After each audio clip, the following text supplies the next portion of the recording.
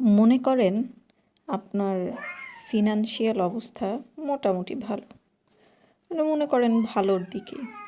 তো আপনি করলেন কি, আপনার আশেপাশে যারা আছেন তাদের সবাইকে আপনি বিরিয়ানি টিরানি রান্না করে করে খাওয়ালেন, কয়েকদিন পর পর খোঁজ খবর নিলেন, এইটা ওইটা খাওয়ালেন বা গিফট দিলেন।